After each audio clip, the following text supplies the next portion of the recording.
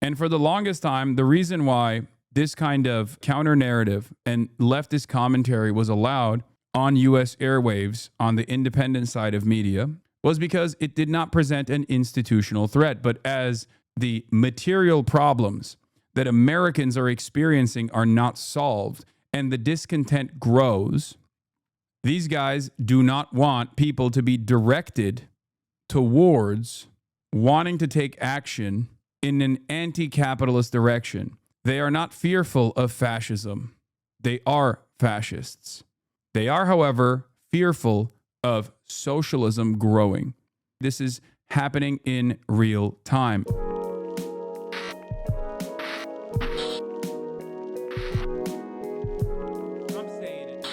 But yeah, this is a real push though, okay? This is a real push that's taking place. The House Oversight Committee Chairman James Comer, Republican from Kentucky, invited the CEOs of Discord, Steam, Twitch, and Reddit to testify on the radicalization of online forum users. Okay? And the reason why they're doing this, the reason why they added Twitch onto this specifically is even though Twitch has no factor in this investigation whatsoever, whereas Reddit, due to the profile of the roommate being prominent on Reddit, Steam, due to the Steam shooters, the shooter's Steam profile, and Discord, due to the fact that the alleged shooter was on Discord. Those are three platforms that have been mentioned in the investigation. Twitch, on the other hand, has not been mentioned in the investigation at all. And if the conversation is actually about broader online radicalization, then they would obviously factor in Meta, YouTube, Kick, Rumble, Gab, and numerous other right-wing and right-wing adjacent platforms, Twitter obviously being a primary one. The reason why they are mentioning Twitch in this is because of the active efforts by those on the right, on Twitter, and all around to try and deplatform me because they say Twitch is a totally liberal, woke platform. This is what the Congress of the United States House of Representatives Committee on Oversight and Government Reform sent to Dan Clancy. The Committee on Oversight and Government Reform requests your testimony at hearing on Wednesday, October 8th, 2025 at 10 a.m. in room HVC 210 of the U.S. Capitol Visitor Center. The hearing will examine the radicalization of online forum users, including incidents of open incitement to commit violent and politically motivated acts. To confirm your appearance at the hearing, please contact the Committee on Oversight Government Reform staff at 202-225, whatever. The Committee on... You will have the opportunity to provide a 5-minute opening statement prior to answering questions posed by members.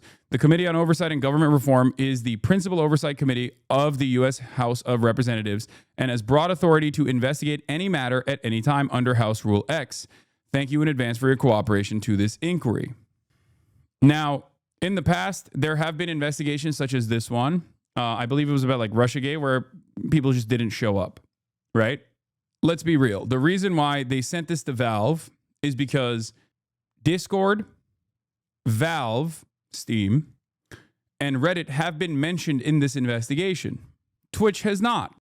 So why are they factoring Twitch into this if they're not going to factor in all other social media platforms? I think you all know why. As I tweeted, I said, Twitch is not a factor in the Tyler Robinson investigation at all, and yet they want to bring the platform into the story. There's a sinister reason, and I think you all know what it is. There is a broader conversation to be had about radicalization that's taking place online, which would, of course, include Twitch as well. Okay? If this was being done in a fair and balanced way, I totally would understand it. To have all platforms, specifically ones where radicalization very clearly unfolds in front of our eyes in broad daylight, specifically Twitter, when it comes to every single neo-Nazi shooter, for example, that would be understandable. But the reason why they're not doing that, and the reason why they're doing this instead is because this is directional. And the only platform that is mentioned in here that is not relevant or pertinent to the investigation whatsoever is because they want to use the Charlie Kirk assassination to target people like myself. Okay? That's it. I recognize this. This was an initiative that has been circulating for quite a while. This is an initiative that has been in the background due to Israel, due to my anti-Israel commentary for quite a while. And now they are using, instead of using the anti-Israel reasoning, they are using the he is fomenting political violence narrative in the aftermath of the Charlie Kirk shooting, which I think is perhaps one of the worst angles of attack, considering that there is nothing I've said that is even remotely violent, especially directed towards Charlie Kirk. And also, I myself was slated to engage in spirited discourse, back and forth, debate in a public setting against Charlie Kirk. Okay? Like, this is a great example of this. Jackson Hinkle, Hassan Piker, Destiny, you're going to jail forever, right? Like, these guys are fantasizing about this. To jail, little man. Jackson Hinkle, you're going to jail. You're going to prison. You are going to jail. I can't wait until they put Jackson Hinkle under the jail, dude. Do they even make a cell that small? They're going to have to get the cell for animals. They're going to have to get the cell for midgets and women to put Jackson Hinkle away. Jackson Hinkle, Hassan, Destiny, you're going to jail. I don't know how to tell you this, but you're going to prison forever. Hassan is being deported. Destiny and Jackson. I'm literally an American citizen. Like, I was born here. You know what I mean?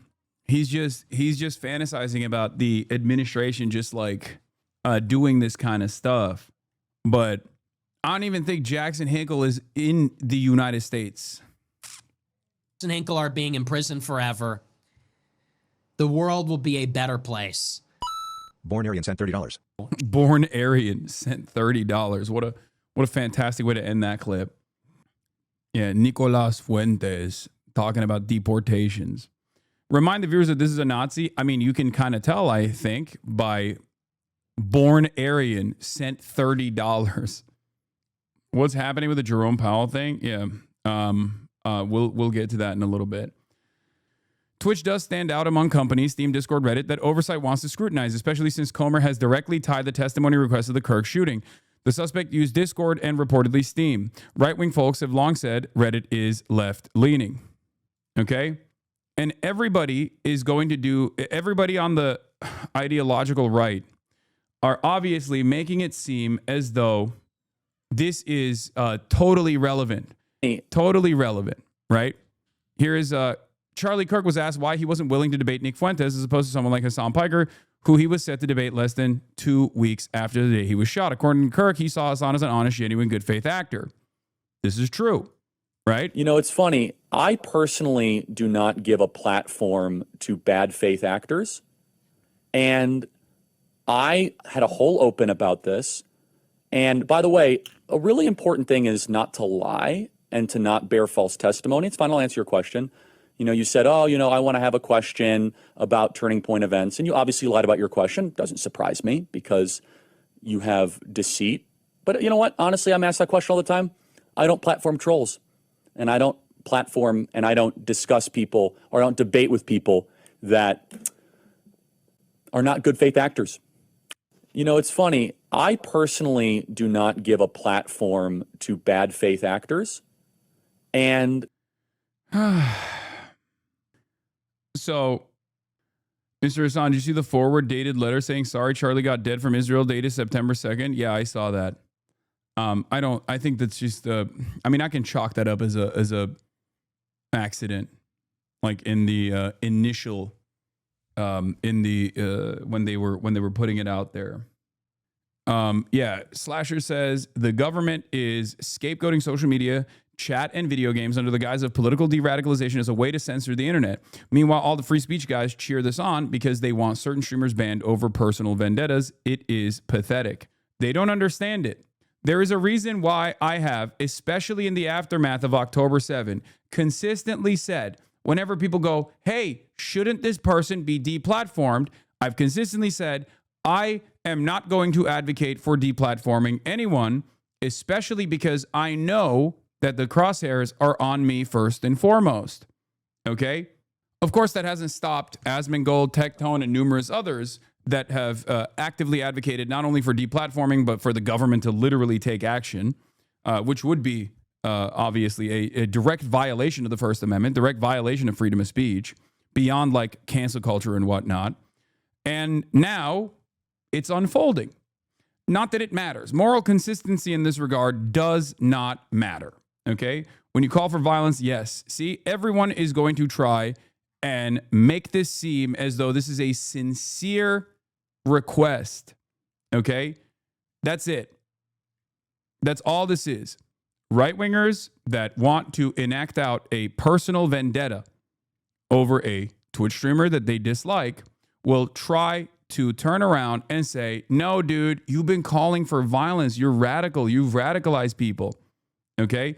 And the reason why they can't associate me with anything related to Charlie Kirk is not seemingly stopping them from continuing along with this narrative, right? Now, of course, as I've said already, ban me all day, every day. That's not going to stop the truth. And if you were to ban me, that's not going to, if you were to get me deplatformed successfully off of Twitch, I'll find a way. But even if I were to, even if my career were to be over, right? Even if I had no platform whatsoever to speak on issues that I think are important to address, that still would not change your life.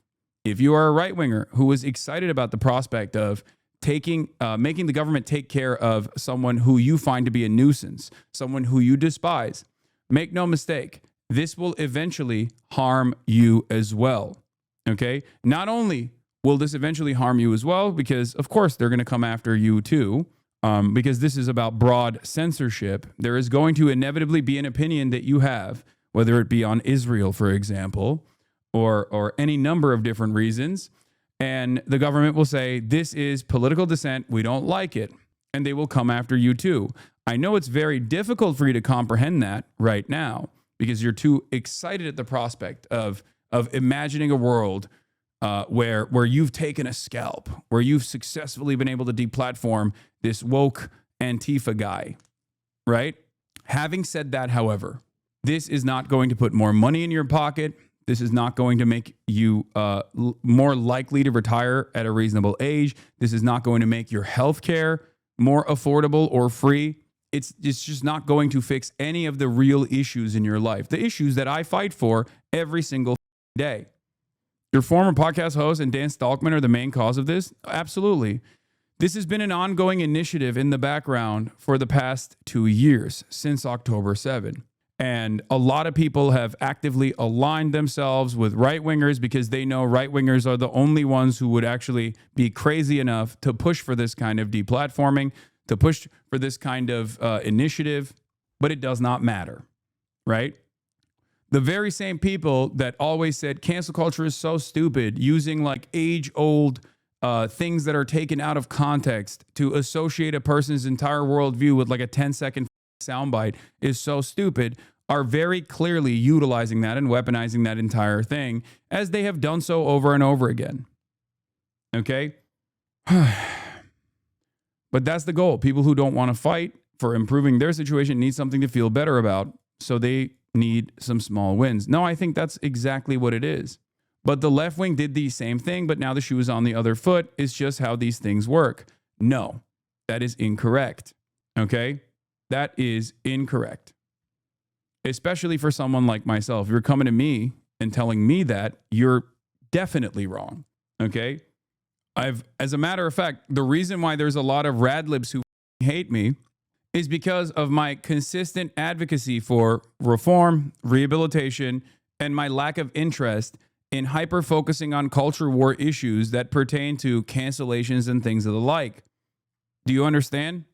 There's a reason why there's so many like people who present themselves as leftists who will be like, I hate Hasan. He's right wing. He's actually secretly right wing. The reason why they say that is because whenever people come to me with demands of deplatforming people, I always say, I'm not interested in that. That's a big part of it. No, that's not the reason. Okay.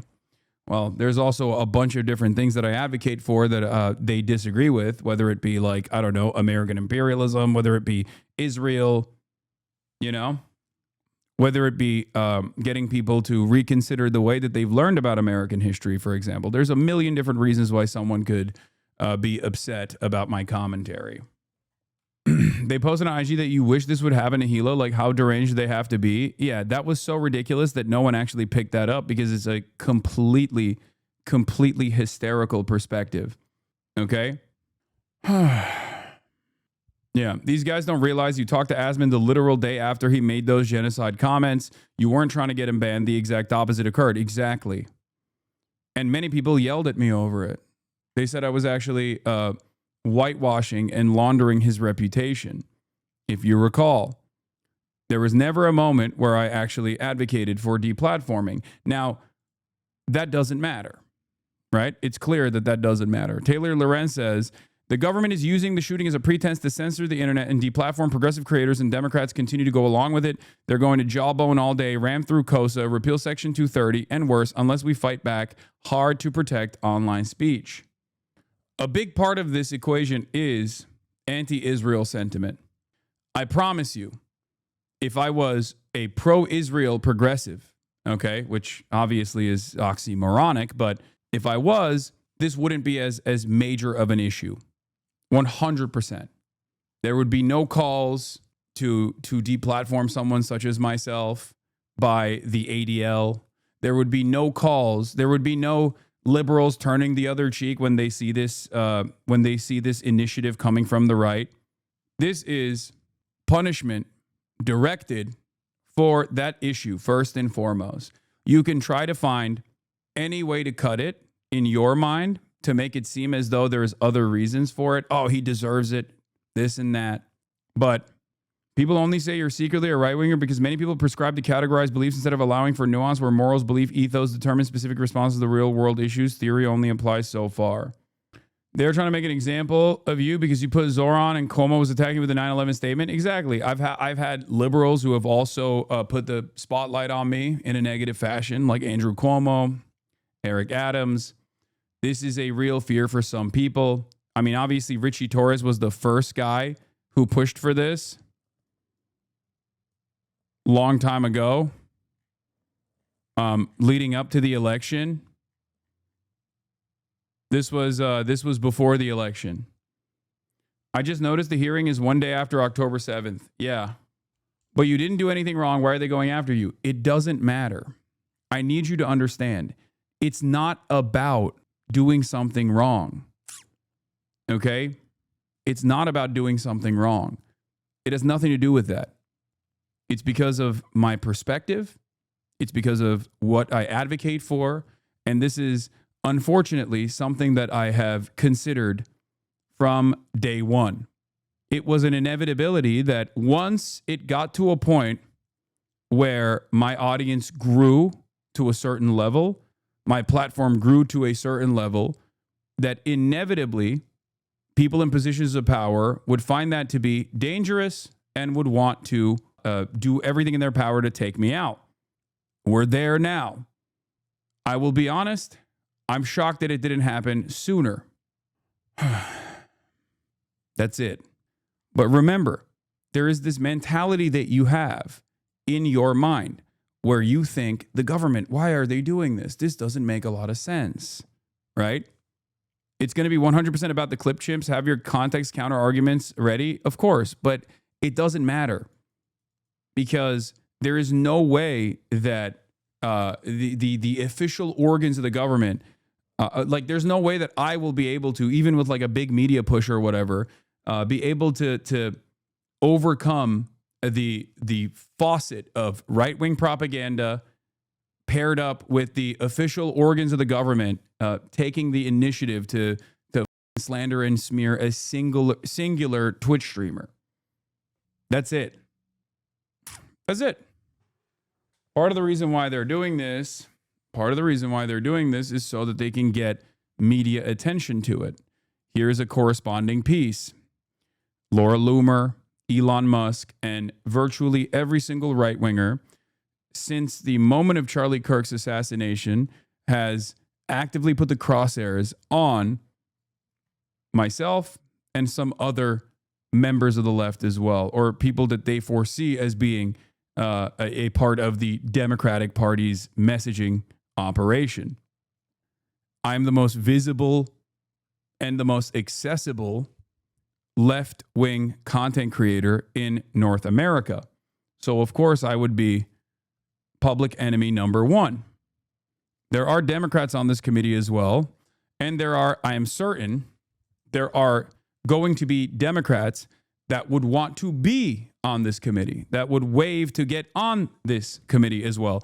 If this actually ended up happening and like the Twitch CEO actually like showed up, right?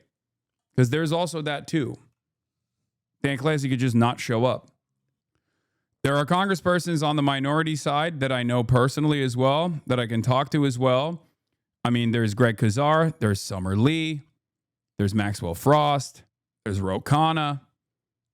So there's Ayanna Pressley. There are certainly Democrats on there that I am certain would do a decent job of defending the freedom to dissent openly and freely. Why don't you bring up Whitney Webb? What do you want? What do you want? What do you want from me? Shut up. Take a week off. Jesus Christ. You just keep spamming Whitney Webb over and over again. Oh my God. I have brought up Whitney Webb in the past. Jesus Christ. Your saving grace here is that ranking member Robert Garcia has said he's seen your content and knows that you're not the issue. He's also said some more. He said more in some circles. I mean, there's that as well. Oh, Lamau, they didn't invite the YouTube CEO. That means they have control over YouTube. I hope Dan doesn't go in there like a naive guy. It's very odd. Oh, Rashida Tlaib is also on here as well. So there's a bunch of Democrats that I know personally on this list on the minority side, right? There's also Marjorie Taylor Greene, which ironically enough could be a saving grace on the Republican side for someone such as myself as well, because she definitely has seen and has criticized a lot of the censorship initiatives, especially as it pertains to Israel. So, of course, that doesn't matter. I think there is a higher priority to clean up and pack up any kind of political dissidence, any kind of political counter messaging. So I suspect that she won't be as enthusiastic. For people that say, dude, spam the context, there will come a point, I hope, where you will understand that context is irrelevant. Okay? For slop tubers, context is irrelevant. This is about smearing. This is about attempted deplatforming. Context does not matter. The truth does not matter. Okay? What matters is the fight you have to put up. It's that simple. Lying is overpowered, and everything here is being done in a partisan basis. The Colorado school shooter from the same day that Charlie Kirk was killed posted himself holding his gun right here on Twitter/X, where he followed multiple far-right accounts. Weird how you wouldn't call on Elon Musk to testify at an online radicalization hearing. Yeah, that's the thing. Every platform, America is violent across the board, and every single social media platform has reflected on that violence. Every single social media platform has had a shooter, a political shooter, a mass shooter, a school shooter, either get radicalized on said platform or post on said platforms. There are obviously protective measures in the legislation that try to ensure that these platforms are not held liable and therefore can continue at least like presenting some semblance of free discourse. But that environment is changing. It is very obvious that environment is changing. It's very obvious that these guys don't want that to be the case anymore. And I think a big part of that reason is Israel. Just as the TikTok ban that was passed in a bipartisan manner came at the directive of the ADL and numerous other advocacy organizations.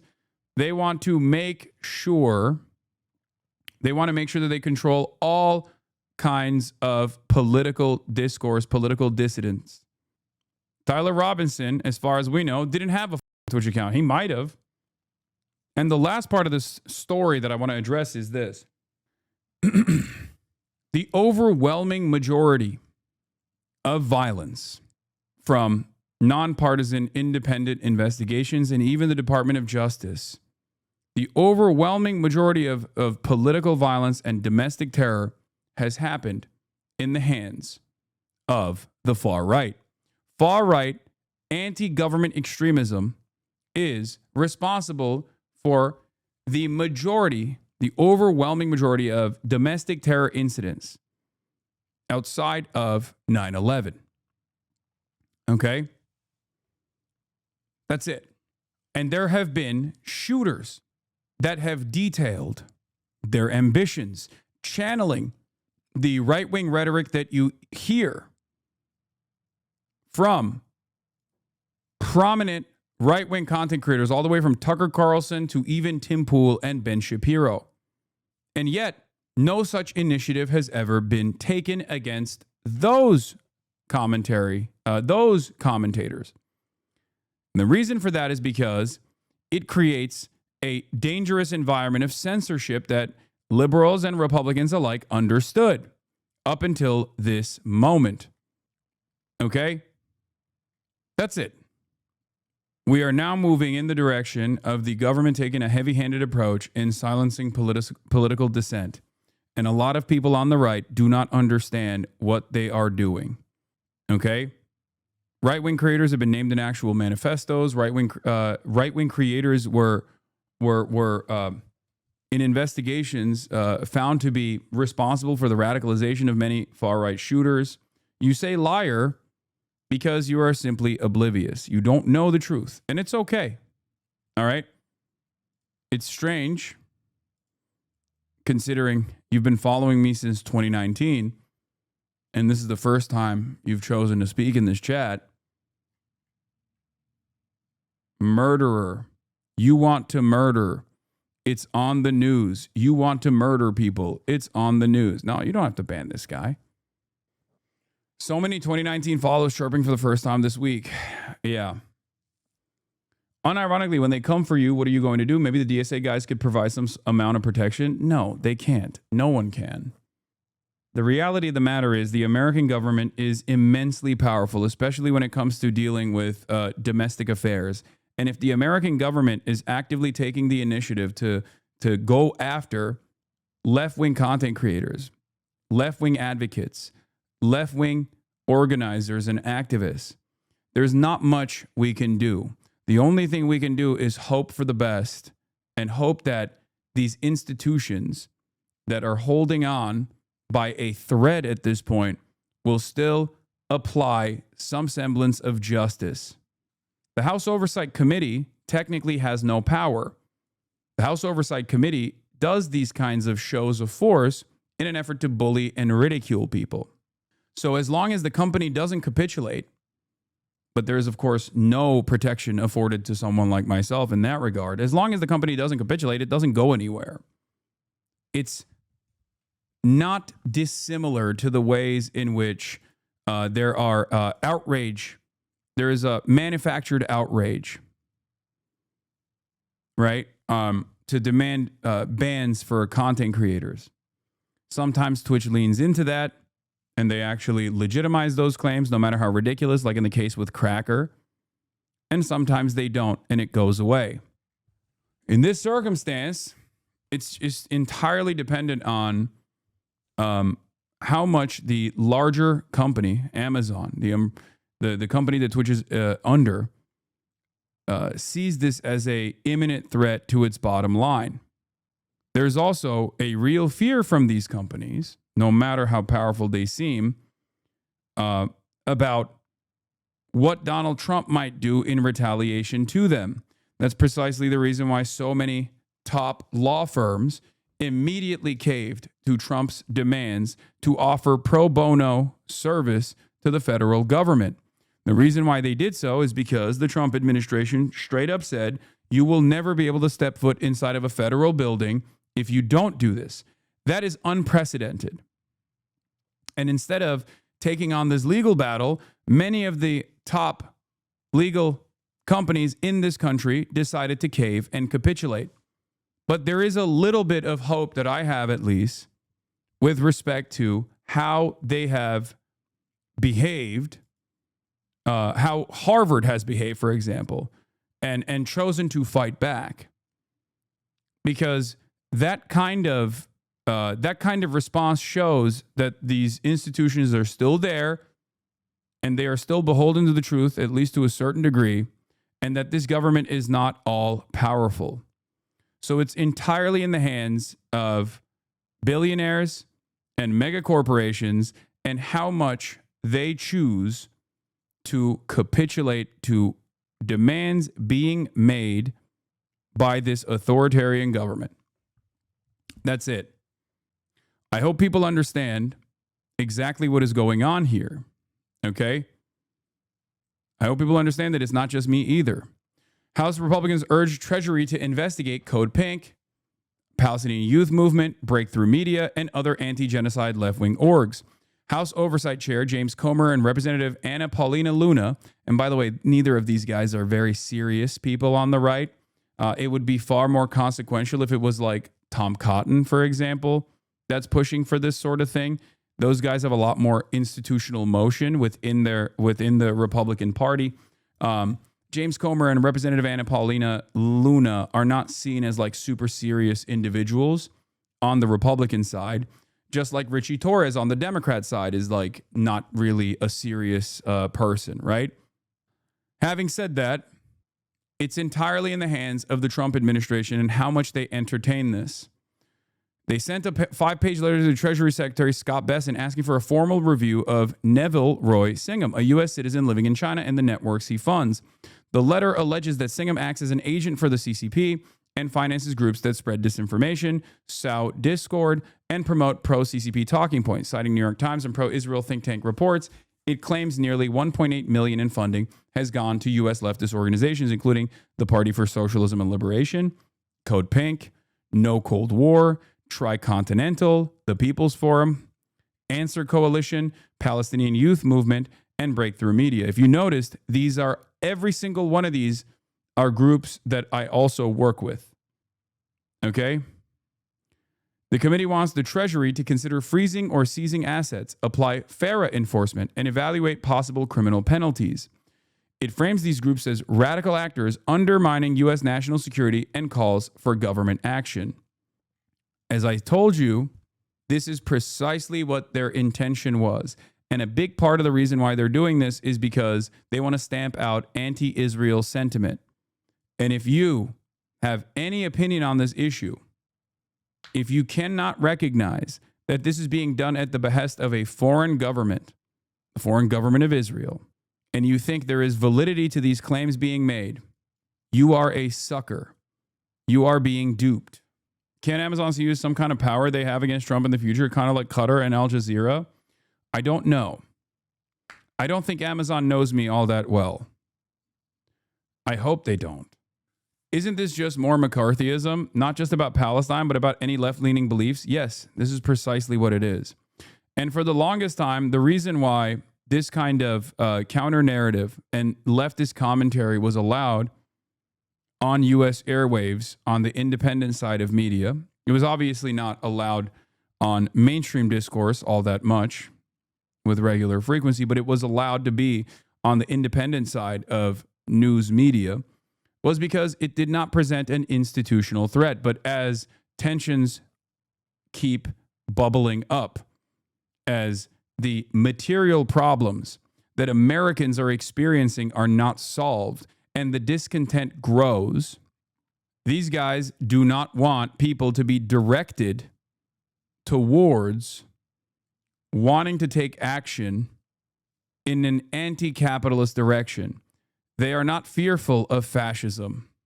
They are fascists. They are, however, fearful of socialism growing. This is no longer a LARP. This is no longer an accurate assessment of history. This is happening in real time. It feels like you're giving up. What makes you think that I'm giving up? I'm just telling you what I foresee happening, as I have done so for the past decade. As many naysayers and haters of mine, both on the left and right, have said, you're a LARPer. You're not a serious threat. You're not a real radical. I have always tried to moderate my discourse to the best of my ability. But of course, if you're live for 8 hours every single day, 7 days a week, there are always going to be things that you've said that can be manipulated, that can be used against you. And you can cut hours and hours off of shit like that, as a matter of fact. You're a joke. I see myself as one, and I wish the government would see me in a similar vein, because if I was seen as simply a joke, this would not be happening. The thing is, I will not be the first to go. Okay? It's not going to stop. It's not going to stop with people like myself. It's going to expand. And it will one day come to your doorstep as well. Hasan Reactions is one of the best ones in the React channel.